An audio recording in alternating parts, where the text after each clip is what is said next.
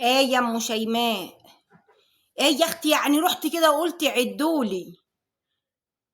نسيتي؟ نسيتي ليه يا ام شيماء؟ ما انت زي البغله اهو، استنى اما اعدل الطرحه عشان بايظه. مش قلت لك يا ام شيماء شوفي لي جمعيه عشان رمضان؟ كل عام وانت بخير، رمضان اهو على الابواب. نسيتي ايه يا ام شيماء؟ ده انا قلت لك 100 مره يا ام شيماء. انت ايه يا ام شيماء بتاكلي تطوره؟ يا وليه قلت لك شوفي لي جمعيه عشان اجيب شويه السحور وشويه الفطار واعمل عزومه اول يوم. طيب يا ستي، عايزة جمعية ب50,000 في اليوم، قبضيها لي. عايزة أقبض بتاع 3 مليون. اه لا مالكيش دعوة بالأسعار اللي أنا بقولها دي يا مشامة. أنا فاكرة الفيديو بتاع الجبنة الرومي والزيتون، أنا فاكراه. أيوة أنا أيوة أنا يا مشامة. حصل ولا ما حصلش؟ تدخلي السوبر ماركت جايبة ب2000 جنيه جبنة. خلاص شوفي لي جمعية. لا عايزة 3 مليون، ماليش فيه يا دوبك يا ام شيماء. هجيب سحور اول يوم، انا عازمه العيال، عايزه اجيب كرتونه بيض. لا بلاش بيض، هم بياكلوا بيض بقالهم كتير بقى. مش هجيب بيض يا ام شيماء. هجيب قالب جبنه اسطنبولي. لا بلاش جبنه برضك يا ام شيماء، هم بياكلوا جبنه بقالهم كتير، كل رمضان بناكل جبنه، ايه الجديد؟ هدمس فول. لا ما انا برضه مش هينفع ادمس فول برضه، ما سعر الفول بقى بكام. هجيب لهم شويه عيش. لا ما هو العيش برضك ده هيطلعوا العيش من التوميه. طب بقول لك يا ام شيماء، انت بس شوفي لي الفلوس، انا عايزه قبضيني قبل رمضان، انزل اجيب خزين للبيت والكلام ده كله، واشوف بقى نعمل سحور ولا هنقضيها كده ارداحي. ماشي يا ام شيماء. هعمل إيه اول يوم رمضان؟ والله ما عارفه يا ام شيماء. يعني بفكر اجيب لهم ريحه فراخ، او ريحه لحمه. ايه ريحه اللحمه دي يا وليه؟ مشابهه زي اللي كنا بنجيبها، ريحه الكحك وريحه البسكوت وريحه السمنه البلدي والكلام ده. بقى دلوقتي في عند العطار ريحه فراخ. اه في كل حاجه. وفي ريحه بيض، وفي ريحه فول، وفي هجيب لهم بقى بودره من كل الكلام ده، ويسقسقوا بقى هم في العيش. كده كده البطن ما بتشكرش يا مشيمة. ماشي يا حبيبتي، ماشي يا ام شيماء، في رعاية الله، في 60,000 سلامة. يلا يا حبيبتي، عشان مش طايقاكي دلوقتي ولا طايقة نفسي. سلام سلام بقى يا ام شيماء. السلام عليكم ورحمة الله وبركاته. اللهم صل وسلم وبارك على سيدنا محمد وعلى آله وصحبه أجمعين يا رب. اشفي ابن عماد شفاء تام لا يغادر سقما، واشفي كل مريض يا رب، وفك كرب المكروبين، وانصر اخواتنا واهالينا في غزة وسوريا ولبنان والسودان والعراق واليمن. انصر اخواتنا واهالينا في كل زمان ومكان، واجعل يا رب مصر دايما بلد الأمن والأمان. كل سنة وانتوا طيبين يا جماعة. احنا بنمر في مصر بمرحلة المواسم، يعني فجأة تلاقي الأسعار غليت، فتسأل البياع خير خير ليه الطماطم زايدة؟ يقول لك كل عام وانت بخير يا بيه، ده أصل عشان رمضان. تلاقي مثلا البطاطس زايدة، كل سنة وانت طيب يا بيه، أو كل سنة وانت طيب. إيه عيد ميلاد البطاطس؟ إن شاء الله يا رب، إن شاء الله يا رب يبقى عيد ميلادها ويوم كده وهترخص ولا حاجة. يقول لك لا، اصل ده موسم دخول المدرسه، والعيال بقى في المدرسه بتحب البطاطس المحمره، عبال لما تروح يعني بيحبوا البطاطس كده في النص. طيب خير ان شاء الله خير. كل ايه الفراخ مالها؟ مال الفراخ؟ لا كل سنه وانت طيب بقى يا بيه بقى ايه؟ قال لك اصل والله الفراخ بطلت تبيض من ساعه ما عرفت ان في بيض بيجي من تركيا. قالت لك حديد وبعيد ولا بيض ولا بقى. ايه ده؟ ايه الشعر الجميل ده؟ والله مره مثقفه. فقال لك من هنا بقى الفراخ قالت لك لا خلاص، انسوا ان انا بيض اصلا. والفراخ دلوقتي بقت خلاص يعني مدخله فلوسها في استثمارات كده مع نجيب ساويرس. احنا قمنا لقينا الفراخ زادت قوي، زياده عن اللازم. يعني انا مش عايزه احرق لكم المفاجاه، كيلو البانيه يسجل الان 250 جنيه كيلو. 250 جنيه دي قسما بالله من 8 سنين كان سعر جرام الذهب. اقسم بالله كان سعر جرام الذهب ب 250 جنيه. فانت دلوقتي ما تحوش ولا اي حاجه ولا تعمل استثمارات، هات بانيه جمع بانيه وليمون. الفراخ كمان زادت زياده عاليه. طلع بقى الحاج بتاع شعبة الفراخ، انا مش فاهمه كل شويه بيطلعوا مندهشين ليه. قال لك الفراخ زادت بنسبه 25%. ها طيب ليه بقى؟ ليه؟ قال لك ليه؟ علشان التجار بدأوا يحتكروا السوق. يعني ايه برضو بدأوا يحتكروا السوق؟ انا مش فاهماك برضو.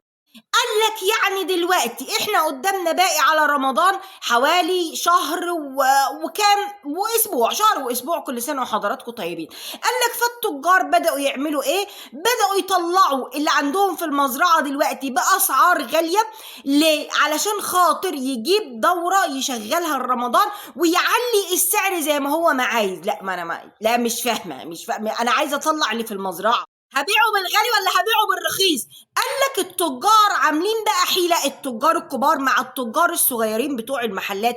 فانت لما تروحي تشتري فالراجل يقول لك طب مش عايزه كميه، اصل هي على رمضان هتغلى. انا مش فاهمه يعني ايه اشيل من دلوقتي فراخ لرمضان؟ يعني ما انا ولا كلها ولا احطها في بقي حتى اصلا يعني.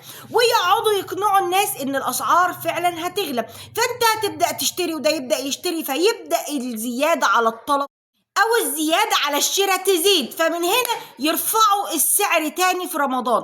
قال لك انا على اتوقع على رمضان السعر هيزيد بنسبه 60%. طب انا كمواطن بقى اعمل ايه؟ انا قال لك احنا مش قادرين نفرض عقوبات على محتكرين السوق. انزل انا وام شيماء، ايوه يا ام شيماء تعالي يا حبيبتي البسي عشان احنا رايحين نشوف محتكرين السوق دول عاملين ايه في الفراخ. انت بتهزر يا راجل؟ يعني ايه بالله عليك انت مش عارف تشوف المحتكرين؟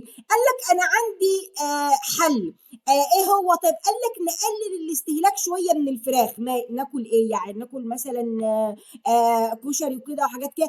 قال لك ونقلل شويه الاستهلاك على الرز والعدس والمكرونه، علشان برضو التجار بدأوا يخزنوا رمضان والناس نازله تشتري. ما امشي يا عدس يا رز يا مكرونه، امشي امشي امشي كلكم، امشي كلكم بسرعه. نجيب لوبيا ناشفه دي ام عين سودا، ونجيب فاصوليا بيضه والكلام ده كله. قال لك ونقلل شويه استهلاكنا للبقوليات. ايوه نعمل ايه بقى؟ نعيش على المحاليل؟ يعني انت قول لي حل. احنا هنشيل الفراخ واللحمه. ده انا مش قادره اجيب سيرتها. دي اللحمه دي اتشالت من القاموس خلاص، حتى ما يقول لك ايه بقى عيد اللحمه. يعني انا جبت اللحمه في عيد اللحمه خلاص، هو عيد وبقت دي اللحمه بتاعته.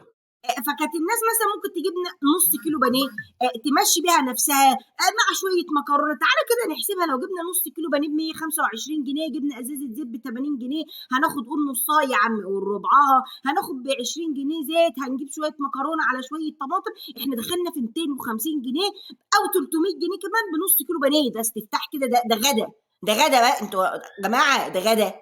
طب ما نيجي نشوف الفطار والعشاء هيتكلفوا كام. انت عشان تفطر عايز لك 5 بيضات قول ب 30 جنيه، عايز لك 5 ترغفه. الخمس ترغفه الرغيف ب 2 جنيه، ادي 10 جنيه، ادي 40 جنيه. حته جبنه قول 20 جنيه حته جبنه، مش عارفه مين هيشحتنا حته جبنه ب 20 جنيه. ادي 60 جنيه فطار، 60 جنيه فطار شهريا يعني 1800 جنيه. احنا مش هنتعشى، مش عايزين نتعشى خلاص. المر الطافح اللي انتم معيشيننا فيه ده مش هيخلينا نتعشى.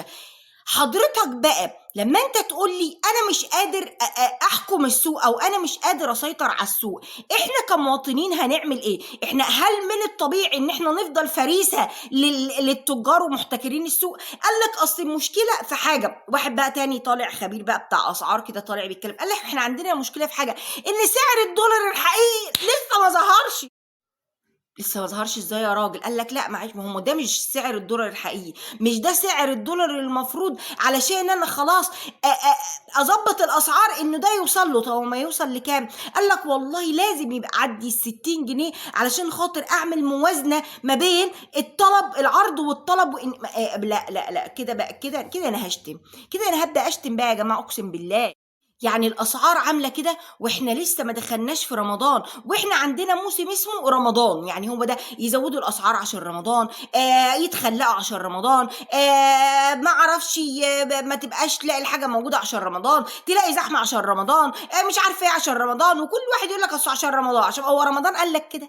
رمضان قال لك يا بعيد ان الاسعار الفراخ تزيد 25%، وانت بتقول انا اعتقد ان هي هتوصل ل 60%.